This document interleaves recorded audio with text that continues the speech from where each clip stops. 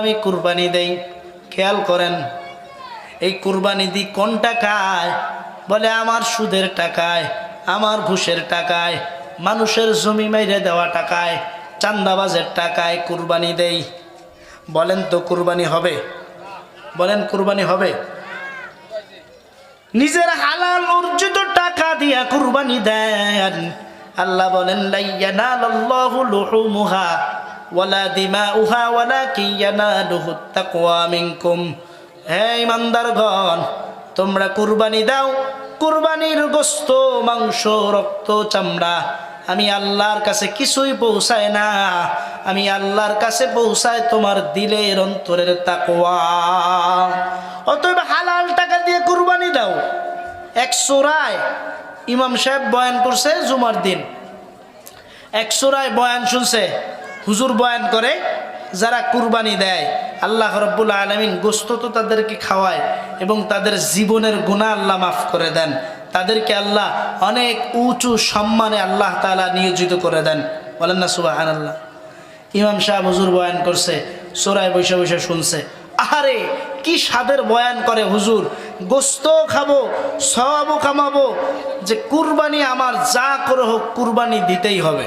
কি কুরবানি আমাকে কি করতে হবে? আমাকে কুরবানি দিতেই হবে। ইমাম সাহেব হুজুর বয়ান করার পরদিন কুরবানি।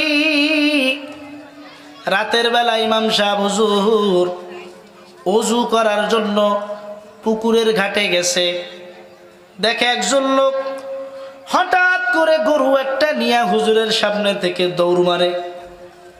এইবার হুজুর তার পিছ যাওয়ার পর হুজুর মনে করছে আমার মতো কোনো ব্যক্তি তাহাজ্জুদের নামাজ পড়ার জন্য দৌড়াইতেছে, কিন্তু না, দেখে চোরার হাতের মধ্যে একটা গরুর রশি ধরা, গরু নিয়ে যাইতেছে। হুজুর একটু সামনে গিয়া ডাক দেয়, এরে ভাই, গরু নিয়ে তুমি কই যাও? বলে হুজুর কুরবানি দেওয়ার জন্য গরু নিয়ে যাইতেছি। কই যাও? বলে আমি কুরবানি দেব। বলে এত রাত্রে তুমি কুরবানির গরু কই পাইছো? বলে হুজুর আপনি প্রশ্ন করবেন আমি জানি, গত জুমায় এমন বয়ান দিয়েছেন যেই বয়ান শুনে আমি কুরবানি দেওয়ার জন্য পাগল হয়ে গেছি। হুজুর আমি কুরবানি দেওয়ার জন্য পাগল হয়েছি, কিন্তু আমি শ্বশুর বাড়ি থেকে এই গরুটা চুরি করে আনছি। শ্বশুর বাড়ি থেকে গরু চুরি করে আনছে। হুজুর বলে খবরদার খবরদার, চোরা গরু দিয়া কিন্তু কুরবানি হবে? হবে? চোরা গরু দিয়ে কুরবানি হবে? হুজুর বলে চোরা গরু দিয়ে কিন্তু কুরবানি হবে না। হুজুরকে চোরাই ডাক দিয়া খায়। হুজুর আপনি মশলা রেডি রাখবেন আমি জানি, আপনি আমাকে আটকাবেন আমি জানি, কিন্তু হুজুর আমার কাছেও কিন্তু এরকম ভাবে মশলা কিন্তু রেডি করা আছে। হুজুর আপনি যে বয়ান করছেন আর আমি যে গরু কুরবানি দেওয়ার জন্য আনছি, কুরবানি দেওয়া আর আপনার বয়ান করার সওয়াব মিলে যাবে, আমার কুরবানি আর আপনার বয়ানের সওয়াব মিলে যাবে, সমযষ্ট হবে। আমি কুরবানি দিব এই সওয়াব, আর গরু যে চুরি কইরা আনছি এর গুনাহ, এই দুইটা একত্রিত হয়ে যাবে হুজুর, কিন্তু মাঝখানে গোশত খাবো ফাও। চোরাই ডাক দিয়া কয় হুজুর আপনার বয়ান শুনে আমি পাগল পরা হয়েছি, আপনার বয়ানের সওয়াব, কুরবানি দেওয়ার সওয়াব আর আমার চুরি করার গুনাহ এক হয়ে যাবে, মাঝখানে গোশত খাবো ফাও। যদিও গল্প না, গল্পটা একটা গল্প, কিন্তু গল্পের মধ্যে শিক্ষণীয় আছে। সুদের টাকায় কুরবানি দিবা হবে না, ঘুষের টাকায় কুরবানি দিবা হবে না, মানুষের হক মেরে খাওয়ার টাকায় কুরবানি দিবা হবে না, নিজের হালাল হক পন্থী টাকা দিয়ে কুরবানি দাও। আমার আল্লাহ বলেন এইটার নাম হচ্ছে সৎকর্ম। বলেন না সুবহানাল্লাহ।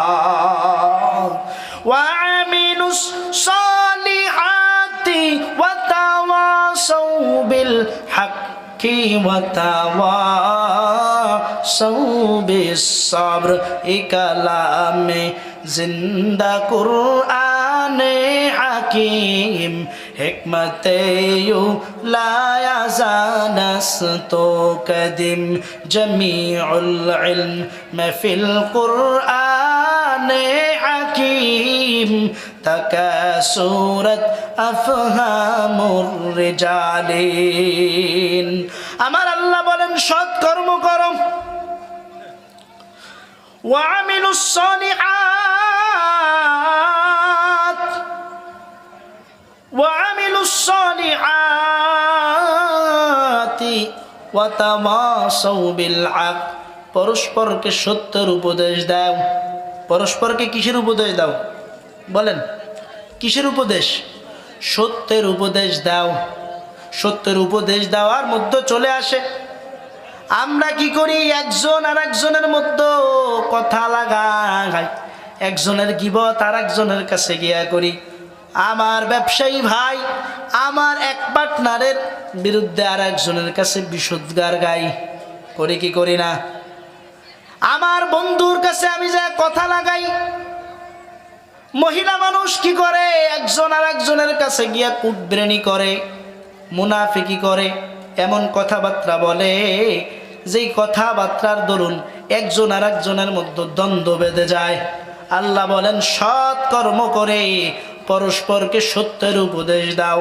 মিথ্যার বাণী ছড়ায় না, মানুষের মাঝে সত্যের বাণী ছড়াও, আর মিথ্যা কথা বলিও না। এই মিথ্যা হচ্ছে সর্বপ্রকার গুনাহের মা। আল্লাহ নবী বলেন ক্বালান নাবিয়্যু সাল্লাল্লাহু আলাইহি ওয়াসাল্লাম আল কিযবু উম্মুল খতা। সমস্ত গুনাহের মা হলো মিথ্যা কথা। সমস্ত গুনাহের মা কি বলেন? বলেন সমস্ত গুনাহের মা মিথ্যা কথা। একটা মিথ্যা ঢাকতে গিয়ে আরেকটা মিথ্যা, আরেকটা মিথ্যা ঢাকতে গিয়ে আরেকটা মিথ্যা। এভাবে আপনি যখন মিথ্যা ঢাকতে যান, মিথ্যা একটার পর একটা, একটার পর একটা মিথ্যা ঢাকতে গিয়ে আপনাকে মিথ্যা কখনোই শেষ হয় না। মিথ্যার বাণী মানুষের মাঝে ছড়ায়ও না। কি ছড়ায়ও না? মিথ্যার বাণী মানুষের মাঝে ছড়ায়ও না।